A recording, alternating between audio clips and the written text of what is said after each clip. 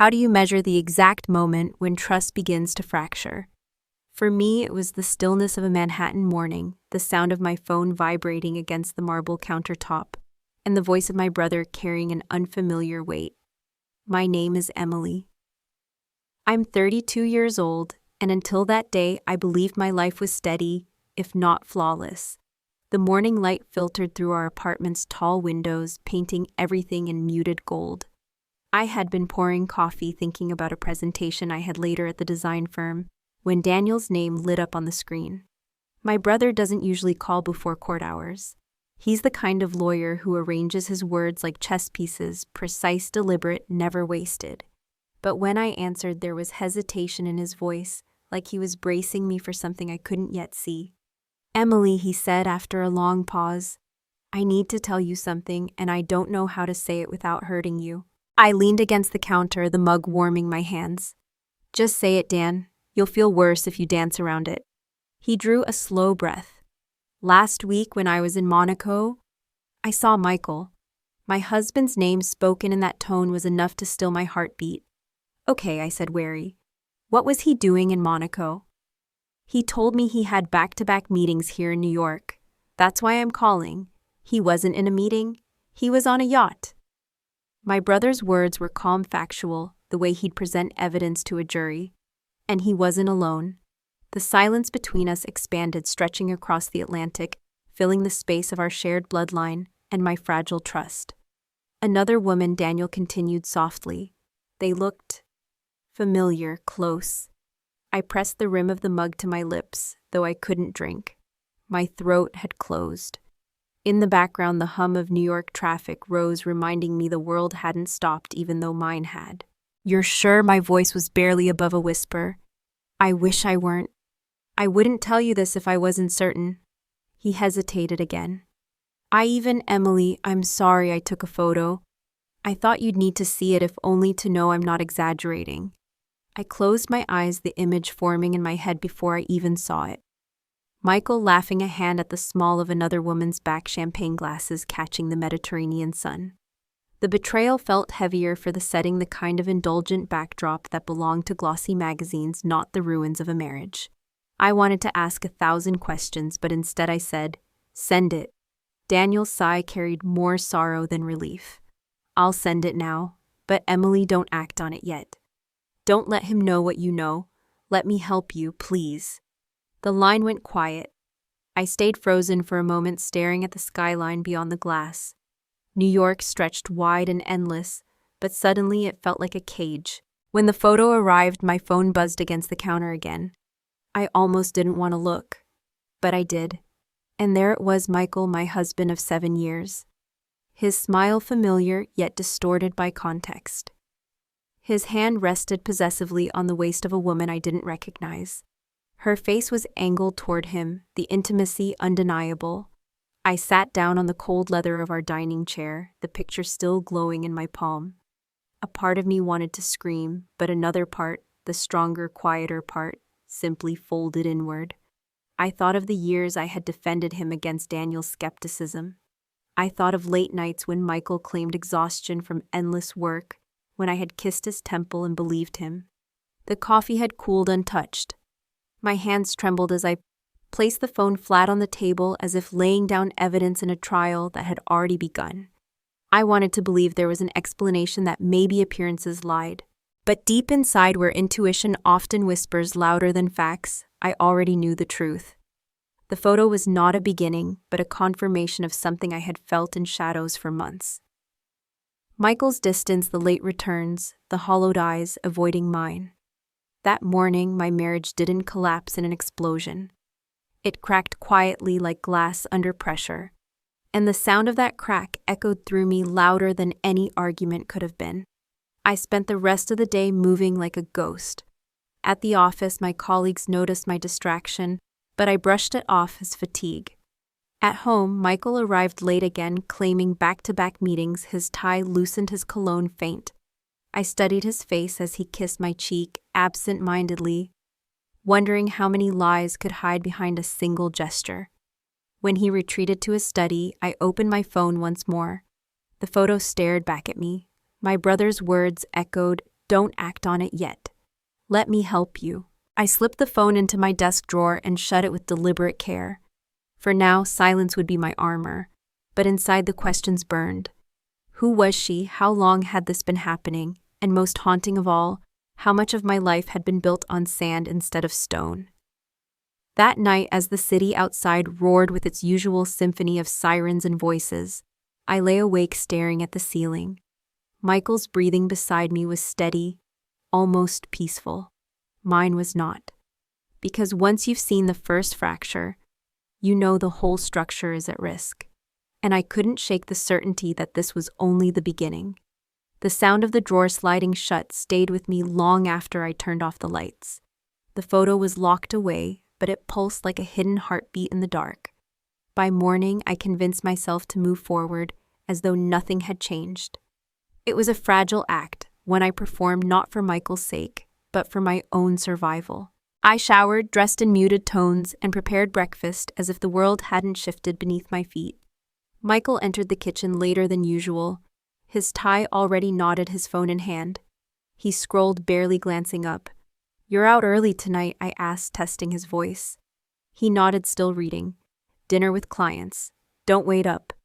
There was no flicker of guilt, no stumble over the words. Just smooth delivery, like a man who had rehearsed his lies until they felt natural.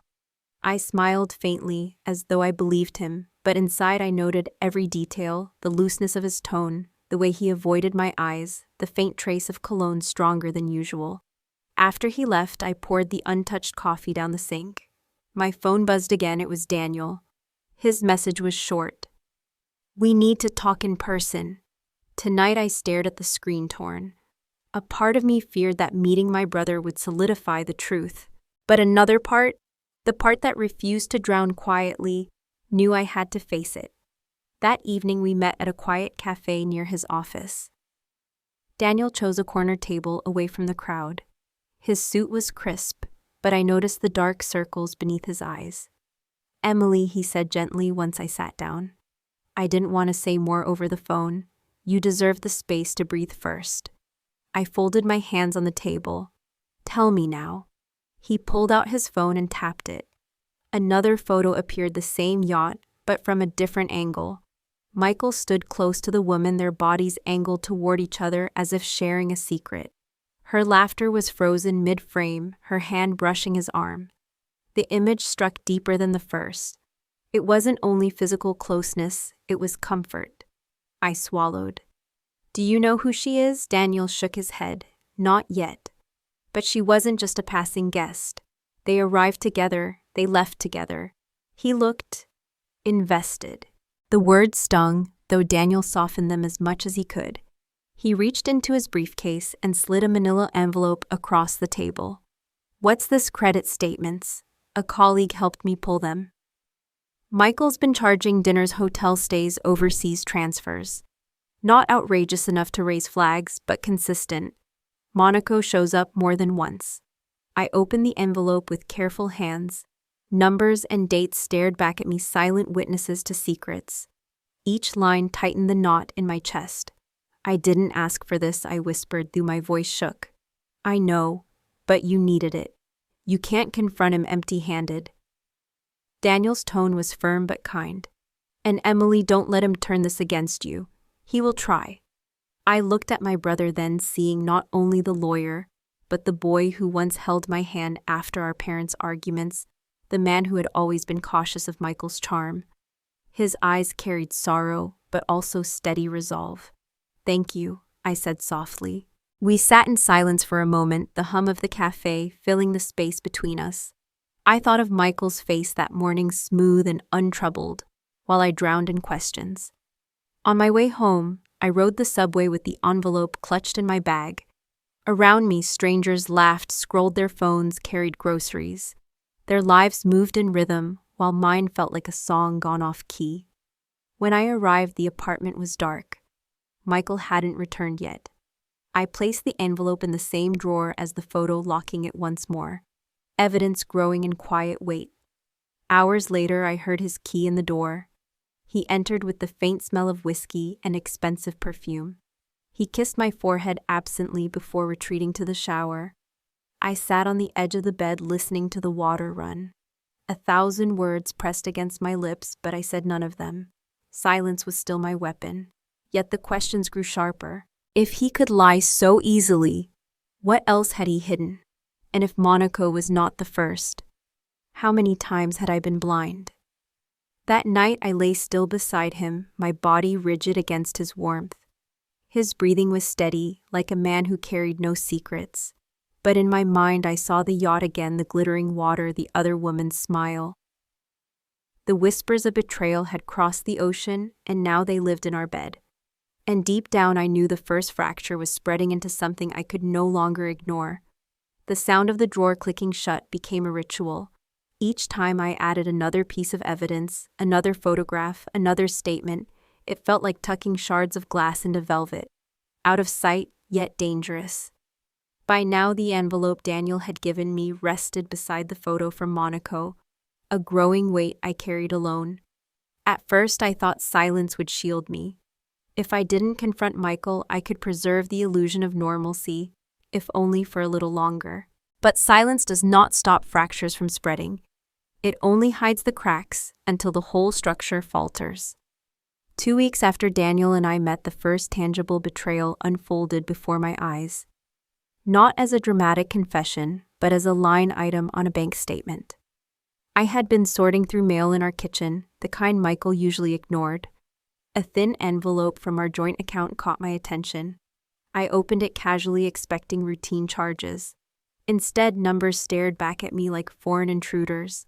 Monaco, luxury accommodations, dinner for two at a Michelin-starred restaurant, dates that matched the week he claimed to be in Boston for client meetings. I held the paper as if it were a weapon, my hands trembling, my breath shallow. Proof cold and undeniable lay in front of me. Not whispers, not suspicion, evidence. That evening, Michael returned home in his usual tailored suit, shoulders squared with the ease of someone who believed the world bent for him. He placed his briefcase by the door, kissed me lightly, and loosened his tie. I studied his face as though I could read the truth there. But all I found was charm, polished and effortless. Long day, I asked, careful to keep my tone even. Exhausting, he sighed, pouring himself a drink. Boston is draining me. The lie slid from his lips without hesitation, smooth as water. I almost admired the ease of it. Almost. I tucked the statement back into the drawer after he went to bed, sliding it alongside the others. The drawer had become my silent courtroom, each document another piece of testimony. Days passed. Michael continued his routine of late nights and casual excuses. He laughed when I asked small questions, brushed them away with practiced ease. I smiled in return, though inside I was unraveling. One afternoon, Daniel called again. His voice carried a heaviness I recognized too well. "Emily, you should know, I've seen more. Transfers to an offshore account. Smaller amounts, but regular. He's moving money." I sat on the edge of my bed, staring at the sunlight breaking through the blinds. Why would he hide money if this was just an affair? "Because it's not just that," Daniel said gently. "Emily, this is bigger than betrayal. It's preparation. He's covering his tracks." The words settled over me like a shroud. Betrayal was painful enough, but betrayal mixed with strategy, with cold calculation that cut deeper. That night I watched Michael across the dinner table. He spoke about a potential promotion, his tone animated, his hands moving as though he were weaving a bright future for us. I nodded, smiled where appropriate. But all the while I thought of the hidden account, the yacht, the laughter of a woman who wasn't me. My fork scraped against the plate, the sound jarring. Michael glanced up. "You're quiet tonight," he observed. "Just tired," I murmured, forcing a small smile. He accepted the lie as easily as I had once accepted his. Later, I stood at the window while he worked in his study. The city stretched wide beneath me, glittering lights scattered across the night. Each light represented a story, a secret, a life unfolding. And in that moment, I realized mine was no longer the story I thought I was living. The first betrayal wasn't the photo, nor the whispers from across the ocean. It was this sitting in the same room with the man I had vowed to love, listening to him lie with such effortless calm. I pressed my palm to the glass, the chill seeping into my skin. Inside me, something shifted. Not anger, not yet. But a quiet resolve began to grow. I could no longer pretend. The fracture had become a fault line, and sooner or later, the whole ground would split. The next morning, I called Daniel.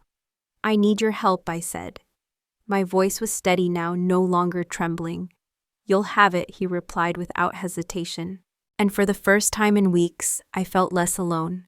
Still, I knew this was only the beginning. Because when betrayal first takes shape, it never arrives alone. It carries shadows waiting to spread. And I could already sense another shadow gathering, one that would turn this quiet storm into a war. The day I asked Daniel for help, something inside me shifted. Until then, I had been a passive witness to my own unraveling life, collecting evidence, hiding it away, trying to breathe through the fractures. But naming the truth out loud, even in a whisper to my brother, gave me a strange kind of steadiness. It was as though by admitting the betrayal, I finally stood on solid ground, however painful that ground was. Daniel arrived at my apartment that evening with a briefcase and a quiet determination I had seen in him only in courtrooms. He spread papers across my dining table, the same table where Michael and I once laughed over takeout, where we made plans for trips we never took. The contrast struck me, our past joy ghosting the edges of present betrayal. Daniel began adjusting his glasses. "We need to be strategic. You can't just confront him. If he's hiding assets, if he's planning something bigger, you'll lose everything if you tip your hand too soon." I nodded, my fingers tracing the edge of a folder. "So what do? We gather, we document. We build a paper trail strong enough that when the time comes, he can't twist it against you." His voice was calm, but beneath it, I sensed his anger. Not the loud, explosive kind, but a simmering resolve. We went through statements line by line. Credit charges matched flights, hotels, restaurants. Transfers whispered of offshore accounts, each number another brick in the wall of deceit. I scribbled notes in a small notebook, each word a mark against the man I had once trusted with my entire heart. At one point, I paused, staring at a receipt for a dinner in Monaco. 2 guests, champagne, a total that could have paid half a month's rent for a family in Queens. I remembered the night it corresponded to. Michael had texted me he was stuck in Boston, apologizing for missing dinner. I had eaten alone, reheating leftovers, thinking only of his exhaustion. The cruelty of that contrast pressed against my chest until I struggled to breathe. Daniel's hand touched mine lightly. "I'm sorry, Em." I shook my head. "Don't be. Just keep going." We worked in silence for hours, the city outside dimming into night, neon bleeding through the windows. When we finished, Daniel closed the folders with deliberate care. "This is enough to establish suspicion," he said, "but not enough for a case. We need more emails, travel confirmations, maybe even testimony." Testimony. The word caught in my throat. Daniel hesitated. "If it comes to divorce or litigation, someone may need to corroborate. I was there, I saw him, but he'll say I'm biased." The weight of that truth pressed heavier than the papers. My brother was willing to risk his own reputation, his career for me. I met his eyes. "I don't want this to destroy you too." He shook his head firmly. "It's not about me. It's about you not losing yourself in this." When he left, the apartment felt colder. Michael wasn't home yet, another meeting no doubt. I stood by the window watching the skyline. The lights flickered like promises, steady yet distant. For the first time, I wondered how many other women stood in windows like mine, holding evidence of betrayal in their hands. Later that night, I opened my laptop and scrolled through emails Michael had forwarded me over the past months, travel itineraries, hotel confirmations. One caught my eye, a flight to Paris, supposedly for a conference. The details were vague. I clicked the airline site, entered the confirmation number, and held my breath. It wasn't Paris. It was Nice, a short drive from Monaco. The lie stared back at me in black and white. He hadn't even bothered to change the code. I printed the page and added it to the drawer. The sound of the printer was loud in the still apartment, each sheet sliding out like another verdict. By the time Michael came home past midnight, the papers were hidden. He kissed my cheek absently, the scent of alcohol clinging to his breath. "You're up late," he said. "Couldn't sleep," I replied. He nodded, loosened his tie, and disappeared into the bedroom. I stayed at the table, my hands resting on the stack of hidden evidence, my heart steady in a way it hadn't been for weeks. The next day, Daniel texted, "We should meet again. Bring what you found." I carried the folder to his office, my palms sweating despite the cool air. His office smelled faintly of leather and old books lined with case files that had once seemed distant from my life. Now my marriage sat among them. Daniel flipped through the documents I had collected. His brow furrowed, his jaw tightening. "This is good," he said finally. "Painful, but good. Emily, you're doing the right thing." I exhaled slowly, the weight of his approval mingling with grief. "Dan," I whispered, how did I not see it? Was I blind or did I just not want to know? He closed the folder gently. "You loved him. That's not blindness, that's trust. He broke it, not you." His words sank into me, both soothing and shattering. As I left his office, I stepped into the cool wind of the city street. Cars honked, people hurried past, lives unfolding around me. For the first time, I felt myself stepping out of denial and into reality. I walked home with the folder pressed against my chest. My footsteps echoed in rhythm with a single thought: the case is building, the silence is ending. But I also knew this building a case meant building a battlefield. And Michael would not sit quietly when he sensed the walls closing in. The fracture had widened. The fault line was ready to split. There is a peculiar quiet that settles over a home when love begins to rot. It is not the silence of peace, but of distance, the kind that stretches across a dinner table, grows.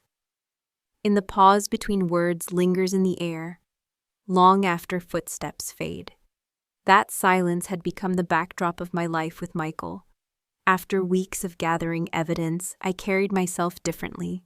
I was no longer the naive wife hoping to be proven wrong. I was a woman waiting, watching, measuring every gesture. And though I never confronted him, Michael began to notice.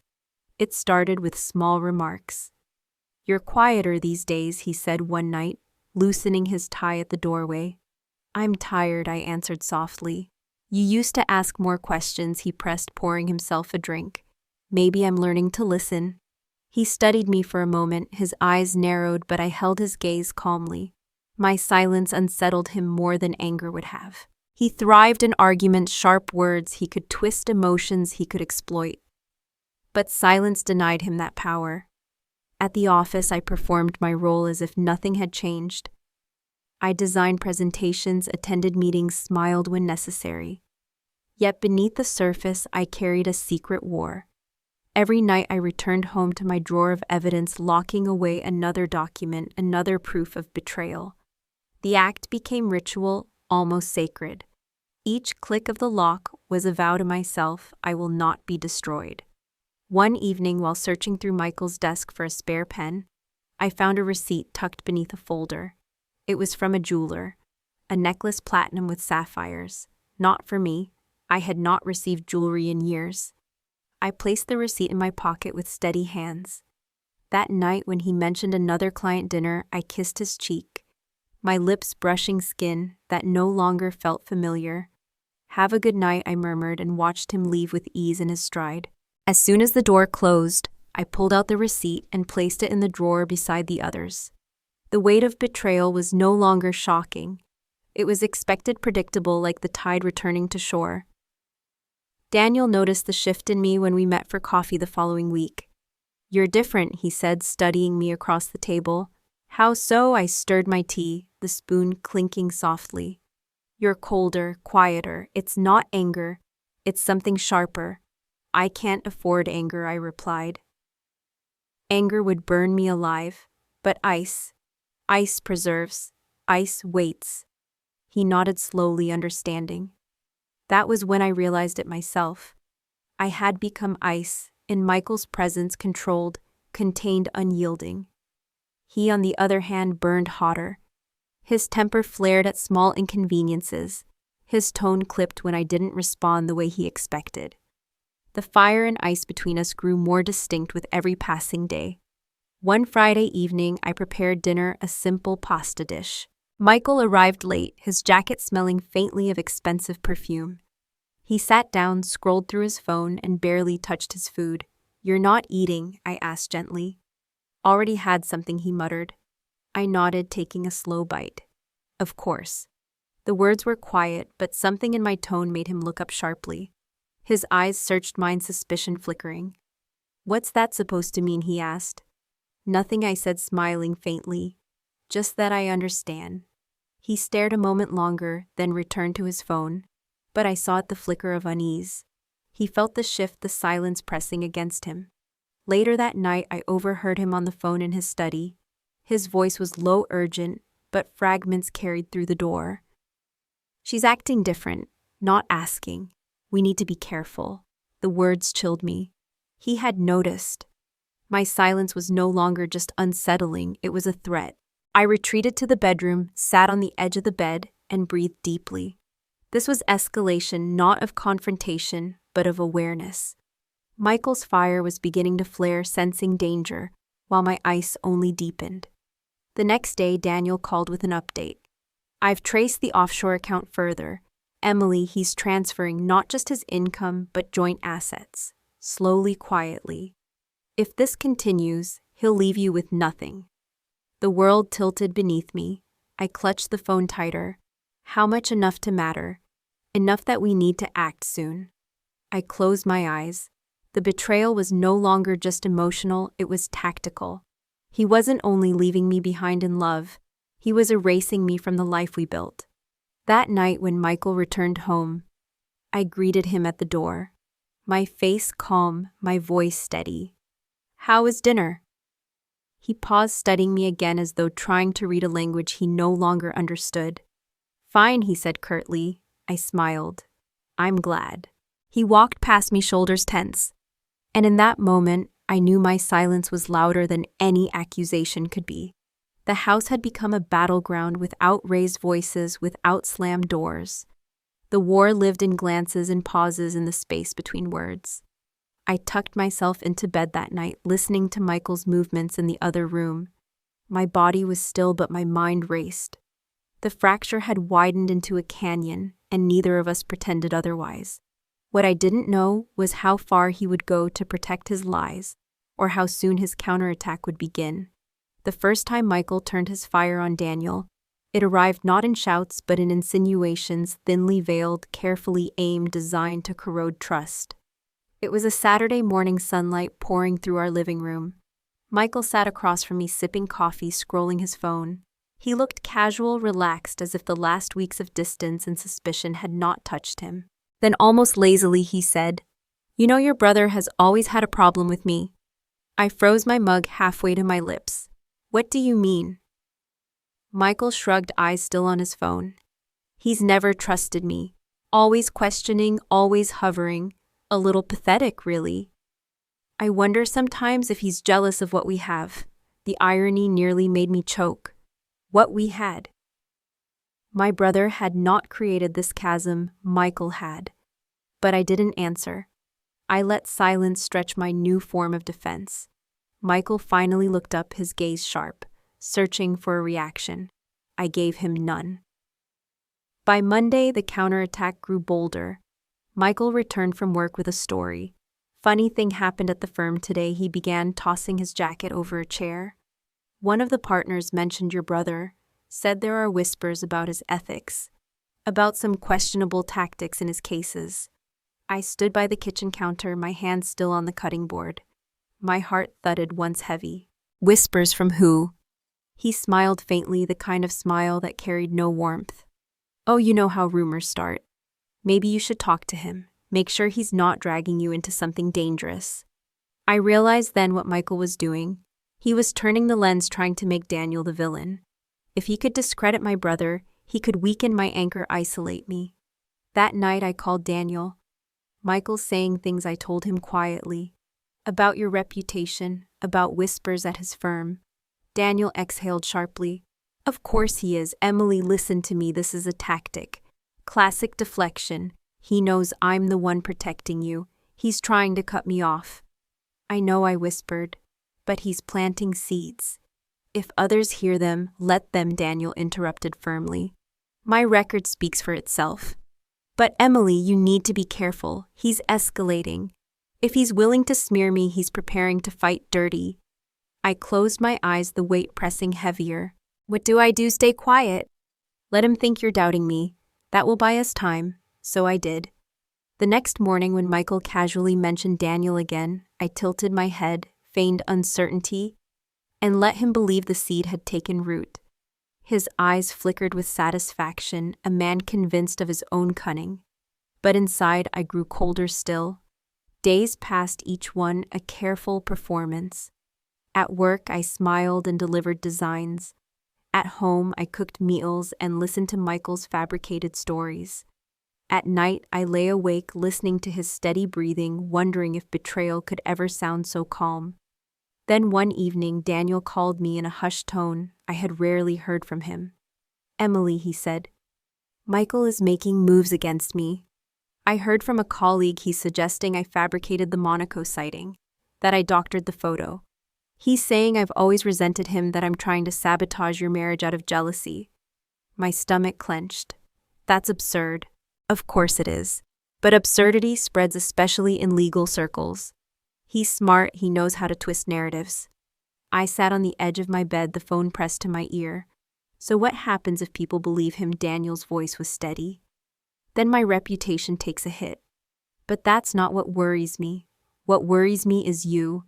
He's trying to corner you, make you choose between us. The words pierced me because I knew they were true. I had already chosen once years ago when Daniel first warned me about Michael's charm. I had chosen love over caution, marriage over blood. And now the consequences of that choice had come full circle. That night, Michael joined me on the couch, his arm draped casually along the backrest. The television flickered, but I barely registered the images.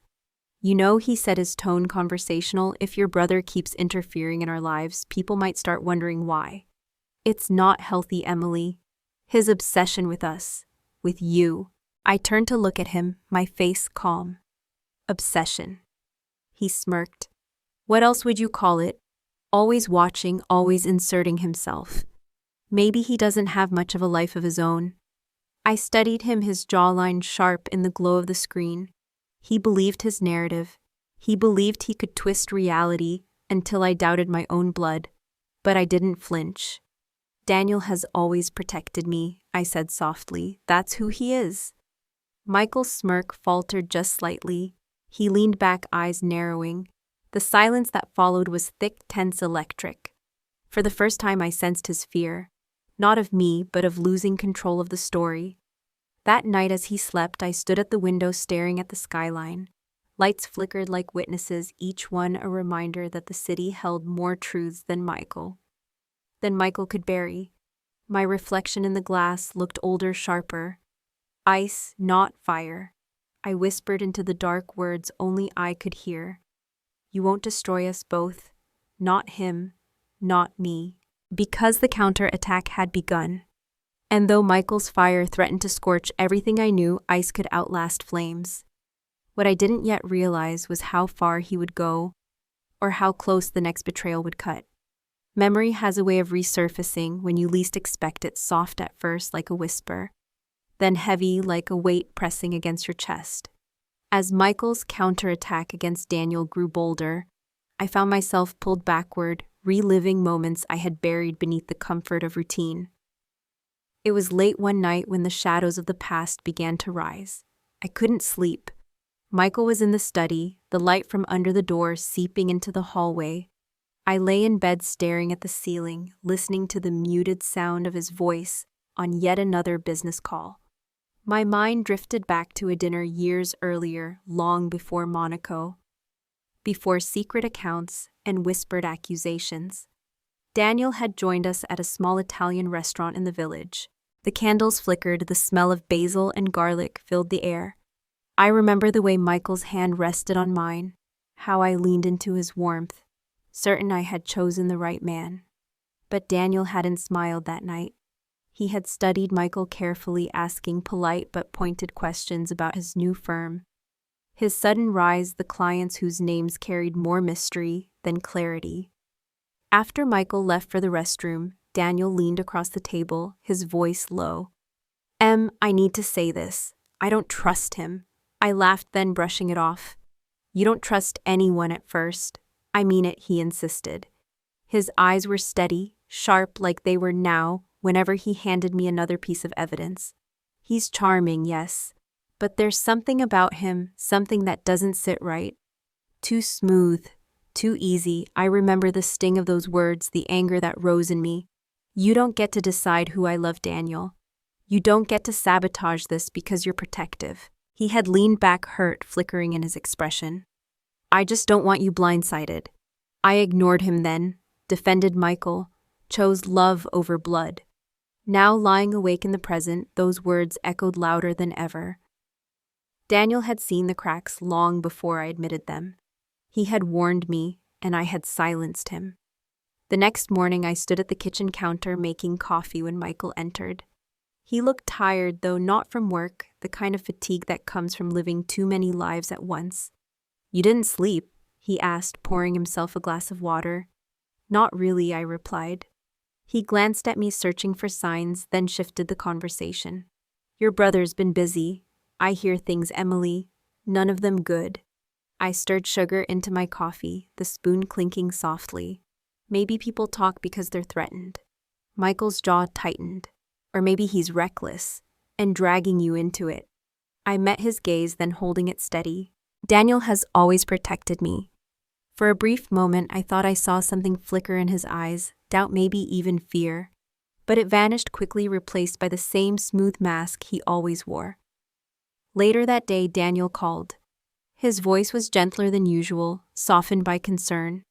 Are you holding up? He asked. I'm remembering, I admitted. That night at the restaurant, when you warned me. He was quiet for a moment. I hated being right, Emily. I would have given anything to be wrong. I swallowed hard. I didn't believe you. I pushed you away. And now I can't undo that choice. Don't punish yourself for trusting, he said firmly. Trust is not a weakness. It's the foundation of love. He's the one who broke it, not you. His words soothed me, though they didn't erase the ache. That evening I found myself alone in the living room, the photo from Monaco in my hand. I studied Michael's smile, the way his body leaned into the woman beside him. I thought of how many times I had defended that smile to Daniel. How many times I had chosen blindness over doubt.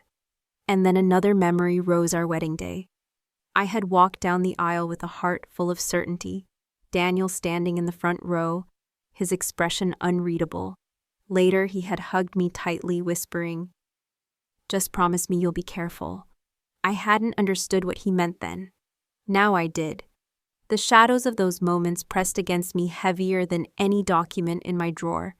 They reminded me that betrayal isn't just about what's happening now. It's about how the present poisons the past, how every memory becomes tinged with doubt. Michael entered the room, suddenly breaking my reverie.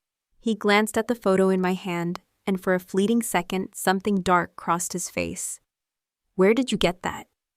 His voice was sharp, edged with alarm. I slid the photo back into the drawer, locking it calmly. Daniel sent it. His expression hardened. Of course he did. Always meddling, always trying to break us apart. I stood, my posture steady. No, Michael, you did that. The silence that followed was thick, electric.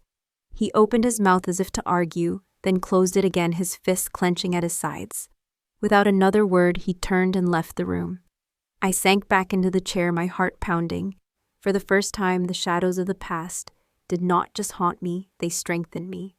They reminded me that I had chosen wrongly before, but I would not choose wrongly again. As I sat there, the city lights flickering through the window, I whispered to myself, the past cannot save me, but it can guide me.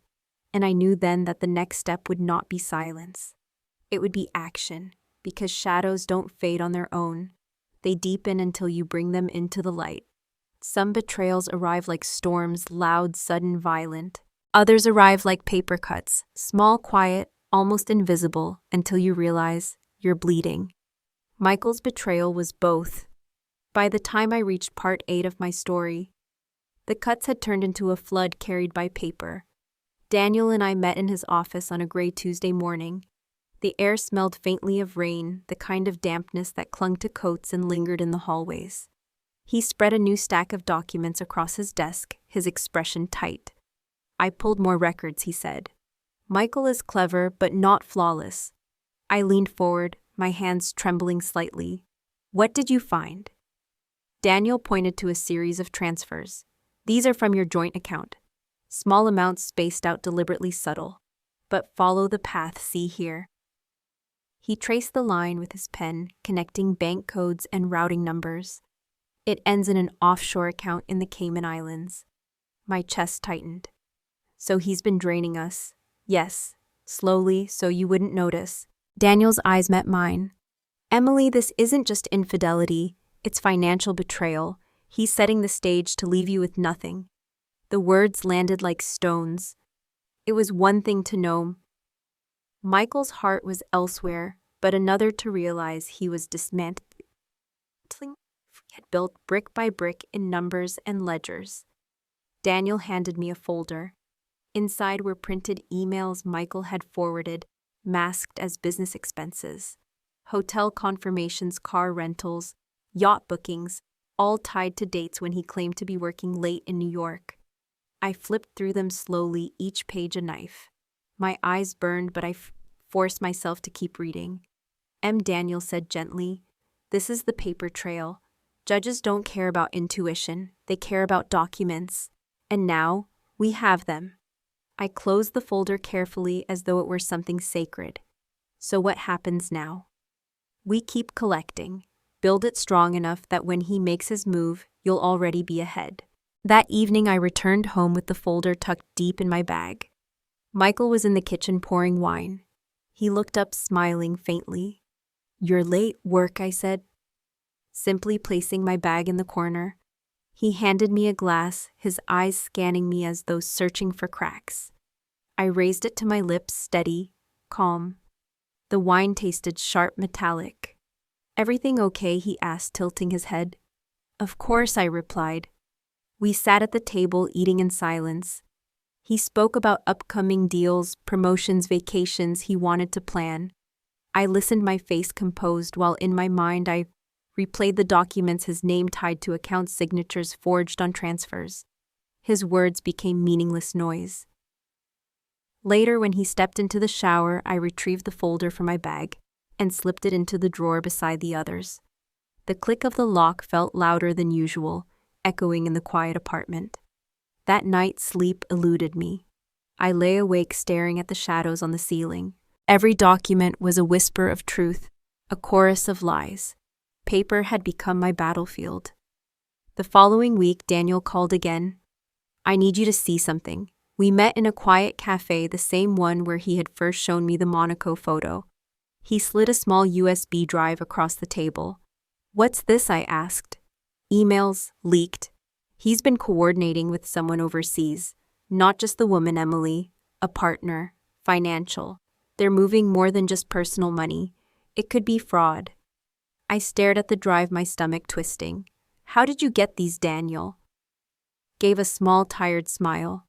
"Don't ask questions you don't want answered." I tucked the drive into my bag, my fingers trembling. The truth was no longer just personal, it was legal. Dangerous, bigger than I had imagined. That night, I plugged the drive into my laptop while Michael was out. The emails appeared, strings of words confirming my worst fears. He wasn't just cheating on me, he was building a life without me, financially, emotionally, legally. And he was doing it with precision. One email stood out. "Once the transfers are complete, she'll have no claim. The account will be clean." That was me. I sat frozen, the glow of the screen illuminating my face. My hands trembled, but not from fear, from clarity. I printed the emails page after page, each one sliding into the tray like another verdict. I placed them carefully in the drawer, my silent courtroom growing heavier. The next morning, Michael noticed the printer. "What were you working on last night?" he asked casually, sipping his coffee. "Just office reports," I said smoothly. He nodded unconcerned and left for work.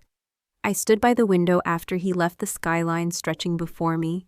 Each building looked like a document itself, lined signatures, contracts of steel and glass. And for the first time, I felt something beyond grief. I felt power. Because betrayal may break the heart, but documents don't lie. And now I had more than suspicion. I had proof. The paper trail was no longer just evidence. It was my weapon. What I didn't know was that wielding it would draw Michael into a fight more vicious than I had ever imagined. There comes a moment when silence no longer protects you. It shelters you for a time. Yes, allowing you to gather strength to study your enemy, to sharpen your resolve. But eventually, silence becomes its own prison. And one evening, as Michael and I sat across from each other in our apartment, the prison walls cracked. It began with a simple question. "Where were you last night?" I asked, my voice steady, almost casual. Michael looked up from his phone, his brow furrowed in mock confusion. "Dinner with clients. I told you." I folded my hands on the table. "Which restaurant?" He hesitated just a fraction of a second, but I noticed. "The one downtown Lavigne." I held his gaze. "Funny. Daniel had dinner there last night too. He didn't see you." The silence that followed was thick. Michael set his phone down. Slowly, his jaw tightening. "You're checking up on me now, comparing notes with your brother?" "I'm asking because the lies don't add up anymore." His eyes narrowed. "Lies, Emily. You're letting him poison you. Daniel's been against me since the beginning. You know that." I felt the familiar tug, the attempt to turn me against my brother, to rewrite the story. But something inside me had hardened. I no longer bent beneath his words. "Don't," I said quietly. "Don't turn this into Daniel's fault. I've seen the records, the flights, the hotels, the transfers." For the first time, color drained from his face. "What records?" "The paper trail you left behind," I replied. My tone calm, deliberate. "Documents don't lie, Michael. Not the way you do." His chair scraped against the floor as he stood abruptly. "You went through my things, I went through our things." I corrected. Joint accounts, shared statements, the life we were supposed to build together. Except you were dismantling it piece by piece. His hands clenched into fists at his sides. "You've been conspiring with him, with your brother. You think I don't see it. He's feeding you lies to destroy us." I rose from my chair, my body trembling, but my voice steady. "No, Michael, you destroyed us. The woman in Monaco, the offshore accounts, the necklace that wasn't for me. All of it, you built this lie, not Daniel." For a long moment, we stood facing each other, the city lights flickering through the window behind me. The distance between us felt like an ocean. Michael's voice dropped low and dangerous. "You think you can fight me? You think some bank statements and your brother's paranoia will hold up anywhere? I'll bury you in court. I'll take everything. You'll have nothing." The words were meant to scare me. Once they would have. But now they only clarified what I already knew. "You've already taken everything that mattered," I whispered. "The marriage, the trust, the love. All that's left are the papers. And those papers will speak louder than I ever could." His eyes burned, but mine did not waver. For the first time, I saw fear flicker beneath his anger. Not fear of losing me, but fear of being exposed. He turned away abruptly, pacing the room. "You're making a mistake," he muttered. "A huge mistake." I watched him, calm in my stillness. "No." The mistake was thinking I wouldn't find out. The rest of the evening passed in brittle silence. He retreated to the study, slamming the door. I remained at the table, my hands resting on the folder of documents I had retrieved from the drawer before confronting him. The weight of it anchored me. Hours later, I heard him on the phone again. His voice was low, urgent, sharp. "She knows. Not yet, but soon. We have to move fast." I pressed my ear to the wall, catching fragments. The words blurred, but the tone was unmistakable. He was planning, strategizing, already spinning a new story to cover the one I had just exposed. I lay awake that night, listening to the sound of the city outside, the horns, the sirens, the hum of life. Beside me, Michael's breathing was uneven, restless. I realized then that he was no longer sleeping peacefully either. The silence between us had become a battlefield, and both of us knew it. The breaking point wasn't the documents or the confrontation or even the threat of court. The breaking point was knowing there was no way back. Whatever we once had was gone. Replaced by suspicion, by anger, by fear. I stared at the ceiling, my body heavy, but my mind alert. This was no longer about betrayal alone. It was about survival. And I understood with a clarity that chilled me that the next battle would not be fought in whispers. It would be fought in the open under the harsh light of the courtroom. The courthouse smelled of polished wood and nerves. I had never imagined myself here, not as a plaintiff, not as a woman unraveling the story of her own marriage before strangers. But here I was, seated between my brother and my attorney, papers stacked like fragile armor before me. Michael entered with the same polished confidence that once drew me to him. His suit was sharp, his tie immaculate, his smile measured for the room. He looked like a man who still believed charm could bend reality, who thought performance was truth if you delivered it with enough conviction. But the courtroom was not a place for charm. It was a place for documents, for signatures, for dates and numbers that did not lie. The judge, a stern woman with weary eyes, called us to order. I folded my hands in my lap, steadying my breath as the proceedings began. Michael's lawyer wasted no time. He painted me as a fragile wife, misled by an overzealous brother. "Your Honor," he began, his voice smooth, "this is not a case of betrayal, but of manipulation. The defendant's brother Daniel has long harbored resentment toward Mr. Carter. He fabricated evidence, misrepresented facts, and poisoned his sister's mind. We are here because of jealousy, not truth." The words stung, though I expected them. Daniel sat beside me, his jaw tight, but his expression calm.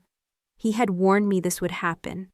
Michael would twist the narrative until it snapped, and he would do it with the confidence of a man who had never faced consequences. My attorney rose next, his tone measured but firm. "Your Honor, the evidence will speak for itself. This is not speculation. This is documentation, financial records, travel itineraries, email correspondences. All signed, all traceable, all tied directly to Mr. Carter. No amount of storytelling can erase the paper trail." He laid out the first exhibits, bank statements highlighting transfers to offshore accounts. Each number glowed under the fluorescent lights, cold and undeniable. Michael leaned back in his chair, feigning indifference. But I saw the tension in his jaw, the twitch in his hand as he gripped his pen. Next came the photos. Daniel's photo of Monaco projected onto the screen for the courtroom to see. There was Michael, unmistakable, his hand resting on the waist of a woman whose laughter was frozen mid-frame. The room stirred with whispers. Michael shifted in his seat. His lawyer objected, claiming the photo was manipulated, but the judge allowed it, noting Daniel's sworn testimony. Then came the emails, printed pages, where Michael's words betrayed him more than any witness could. "Once the transfers are complete, she'll have no claim." The silence in the courtroom after those words were read was heavy, suffocating. Michael's lawyer tried to recover, arguing context, insisting the messages were taken out of sequence, misinterpreted. But the weight of the documents pressed harder than his words could deflect. When it was Michael's turn to speak, he rose with the confidence of a man who believed he could still win. "My wife," he began, his voice smooth, "is a good woman, but she is misguided. My brother-in-law has despised me from the start. He has spun a web of lies, convincing Emily that I am a villain. Every late night, every trip, every transaction, he has twisted them into betrayal. But love," he said, turning toward me with a practiced ache in his eyes, "love is not built on suspicion. It's built on trust. And she has chosen to trust a brother who envies me rather than a husband who loves her." For a moment, the room seemed to lean toward him, his performance pulling at their sympathy. I felt my chest tighten, not because I believed him, but because once long ago I had. Then my attorney placed one final exhibit on the table, A jewelry receipt dated 3 months prior. A sapphire necklace. For the record, Mrs. Carter, my attorney asked gently, "Did you ever receive this item?" I shook my head. "No, yet the purchase was made with joint funds. The signature belongs to your husband." Michael's mask cracked just slightly, his eyes flickered, his composure faltering. The judge leaned forward, her voice firm. "Mr. Carter, do you have an explanation?" Michael opened his mouth, then closed it. For the first time, silence was his answer. I sat still, my face composed, my heartbeat steady.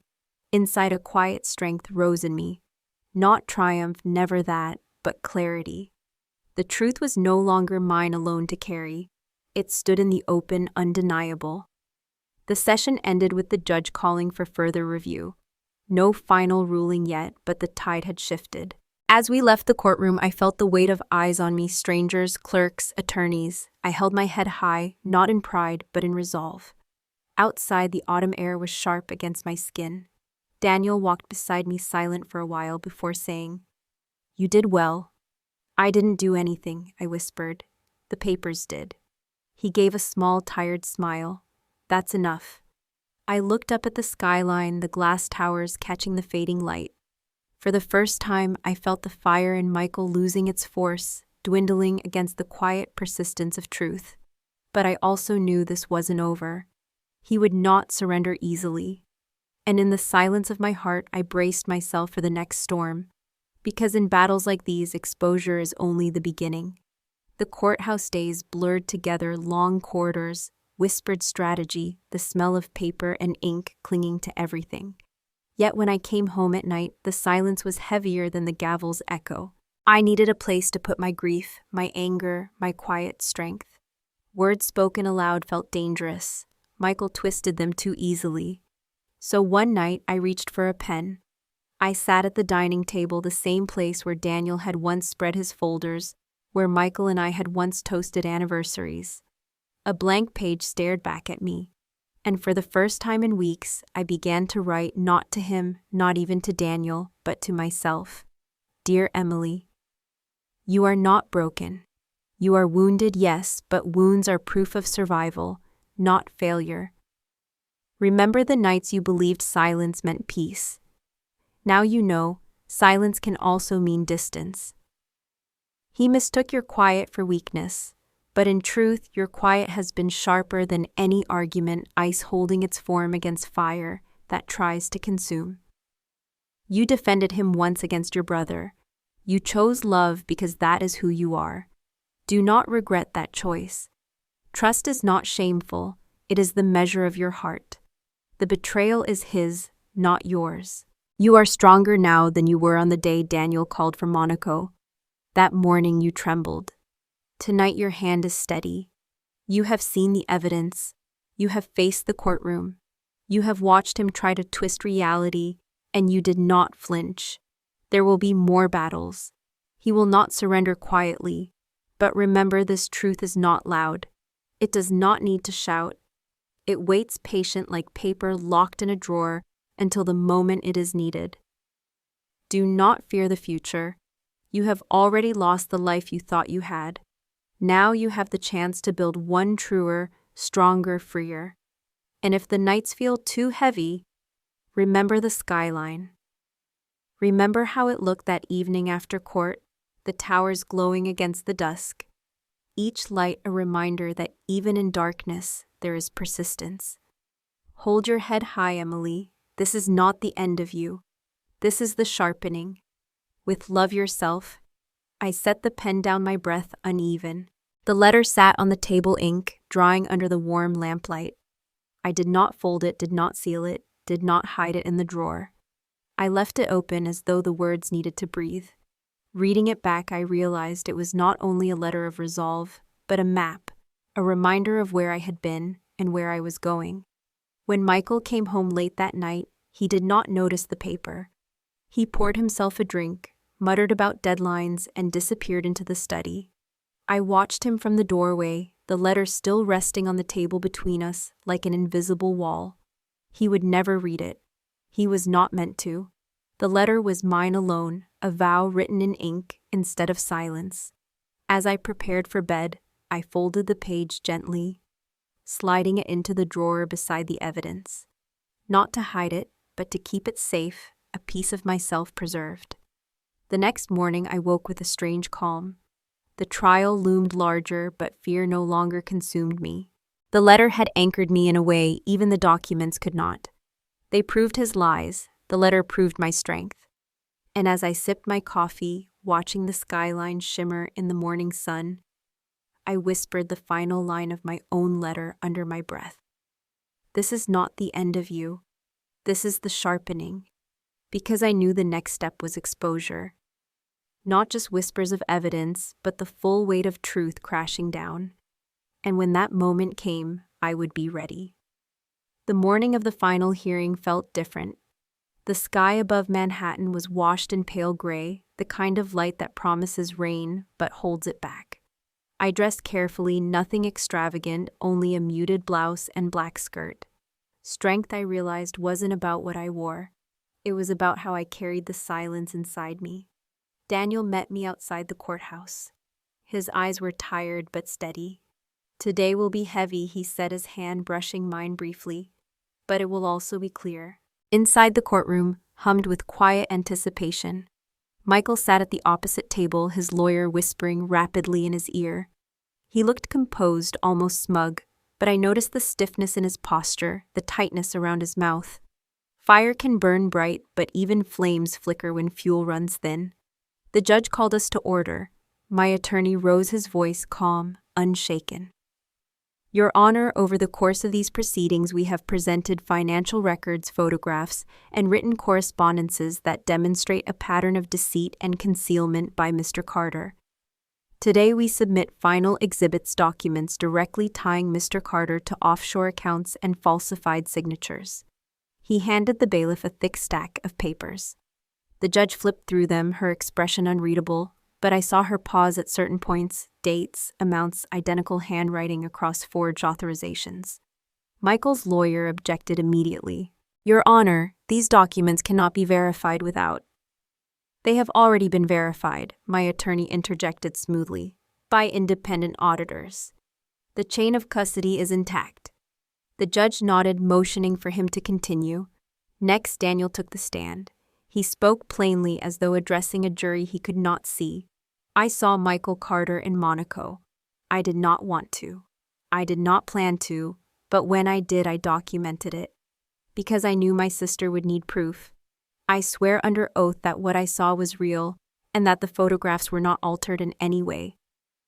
Michael's lawyer tried to rattle him with questions about bias, about resentment, about family loyalty. But Daniel did not waver. Yes, I have always been protective of my sister, he said evenly. But protecting her does not make me a liar. Michael Carter's actions make him one. The courtroom was silent as he stepped down. I felt a swell of quiet pride in my chest, not only for his defense of me, but for the calm dignity with which he carried it. Then came Michael's turn. He rose smooth as ever, his voice pitched to sound reasonable. Your Honor, I maintain that these accusations are the result of manipulation by my brother-in-law. These documents taken out of context, these photographs staged. I have been faithful to my wife, and any suggestion otherwise is malicious. But as he spoke, my attorney placed one last piece of evidence on the table, a signed transfer order dated only 2 weeks prior. It bore Michael's signature identical to the one on our marriage license. The amount was substantial, nearly everything left in our joint account. The judge lifted the paper, her eyes narrowing. Mr. Carter, how do you explain this? Michael faltered. For the first time, words failed him. He stammered about business deals, about temporary holdings, about mistakes in banking. His voice rose, his fire flaring, but it only illuminated his desperation. The judge set the paper down with deliberate care. The evidence is overwhelming. Mr. Carter, your actions demonstrate not only marital misconduct, but calculated financial concealment. Assets will be frozen effective immediately. Mrs. Carter, your interests will be protected under this court's ruling. The gavel struck. The sound echoed through the chamber like a final verdict, sharp and irreversible. I sat still, my face composed, my heart steady. I did not smile. I did not weep. I simply breathed, the weight of months lifting quietly from my chest. Michael slumped into his chair, his fire reduced to embers. He glanced at me once, his eyes full of fury, but I met his gaze without flinching. Ice against flame, and this time ice held. Outside, the air was damp, cool drops of rain beginning to fall. Daniel walked beside me, silent, until we reached the steps. "It's over," he said finally. "No," I whispered, looking out at the city skyline, blurred by rain. "It's exposed. Over will come later." We stood there for a moment, the rain soft against our faces, the city moving on around us. For the first time in a long time, I felt something like peace, not joy, not triumph, but peace born of truth, finally standing unhidden. The papers had spoken. The lies had collapsed. The exposure was complete. And as I looked up at the towers glowing faintly in the storm, I realized that freedom was not loud or sudden. It was quiet. It was steady. It was mine. The rain that had begun outside the courthouse lingered for days, washing the city in silver and gray. It felt almost ceremonial, as if New York itself was rinsing away the remnants of lies that had clung to me for so long. When the clouds finally parted, I found myself standing at the edge of my own rebirth. Michael moved out within a week of the ruling. There was no dramatic farewell, no apology, not even anger loud enough to fill the apartment. He packed his suits, his watches, his colognes, the trappings of a man who had built his identity on appearances, and left without looking back. His fire had sputtered into ash, leaving behind silence. I thought the emptiness of the apartment would break me. Instead, it gave me room to breathe. The walls no longer echoed with his late-night phone calls. The air no longer smelled of perfumes I didn't wear. The silence was no longer prison, it was sanctuary. Daniel visited often, sometimes with files he still needed to finalize, sometimes just with takeout cartons and quiet company. One evening, as we sat by the window sharing lo mein, I asked him, "Do you ever resent me for not listening all those years ago?" He shook his head firmly. "No, I resent him for proving me right." His answer pierced me in its simplicity. Trusting had not been my failure. Betraying had been Michael's choice. As the weeks passed, I began to reclaim small rituals that once felt meaningless. I brewed coffee in the morning and actually tasted it. I played old records and let the music fill the apartment without fear of interrupting his phone calls. I opened windows and let the city's noise drift in, not as intrusion, but as reminder that life outside continued. One evening, I returned to the drawer where I had stored every shard of betrayal. The photo, the receipts, the statements, the emails. I laid them out on the table one last time. Evidence once heavy enough to crush me now looked like mere paper, ink, and numbers powerless without my belief in them. At the bottom of the pile, I found the letter I had written to myself. The ink had faded slightly, but the words remained clear. "This is not the end of you. This is the sharpening." I folded the letter carefully, slipping it into a small box I locked away, not because I needed it for protection anymore, but because it had become part of my story, part of the woman I had become. The rest of the documents I fed into the shredder. Page after page turned to strips, then to confetti. The sound was loud, mechanical, final. When it was done, I exhaled lighter than I had felt in months. A week later, Daniel convinced me to take a walk along the river. The evening was cool, the skyline glowing against a sky painted in orange and violet. We stood at the railing watching the water reflect the city's light. "You'll be okay," he said quietly. "I know," I replied, because I did know. For the first time, the words weren't a mantra to convince myself they were truth. We stood there in silence watching the city breathe. And as the wind brushed against my face, I realized something profound. Betrayal had not defined me. Endurance had. That night I returned to my apartment alone. I poured a glass of water, sat by the window, and watched the skyline. The towers shimmered like promises, no longer cages, but horizons. I thought of all the nights I had lain awake listening to Michael's steady breathing, wondering if I had lost myself. Now I sat in silence, my breathing the only rhythm I needed. Rebirth did not arrive in a grand gesture. It arrived in small moments, the taste of coffee, the sound of rain, the glow of lights against glass. Quiet, steady, unstoppable. I whispered the final words to myself, soft but certain. She didn't steal my dream. She sharpened it. And with that, I closed the chapter not in anger, not in bitterness, but in silence that belonged entirely to me.